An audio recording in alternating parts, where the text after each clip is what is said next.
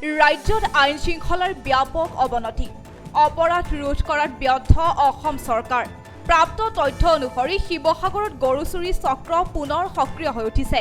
গ্ৰামাঞ্চলৰ লগতে সাধাৰণ লোকৰ গোহালিৰ পোহনীয়া গৰু আৰু নিশা ৰাজপথত অনাই বনাই ঘূৰি ফুৰা গৰুসমূহক টাৰ্গেট কৰি লৈছে চুৰি চক্ৰই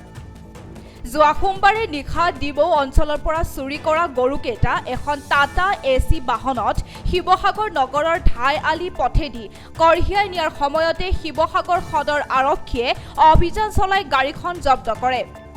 লগতে এজন চোৰাং গৰু কঢ়িয়াই অনা সৰবৰাহকাৰীক আৰক্ষীয়ে আটক কৰিবলৈ সক্ষম হয় আৰক্ষীয়ে আটক কৰা লোকজনৰ নাম ৰাজু আলী ঘৰ দিচাং মাছগাঁও বুলি জানিব পৰা গৈছে আৰক্ষীয়ে চুৰি হোৱা গৰুসমূহ উদ্ধাৰ কৰাৰ লগতে গৰু চুৰি কাৰ্যত ব্যৱহৃত টাটা এচি বাহনখনো জব্দ কৰিছে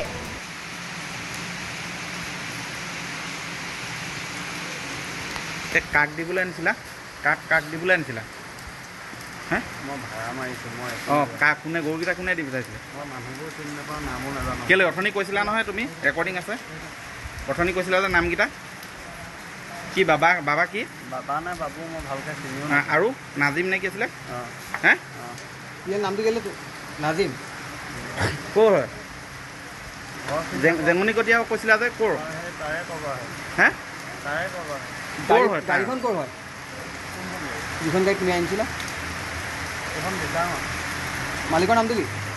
জাকৰ হা ডাঙৰকৈ কওঁ news desk report AIPL Live 24/7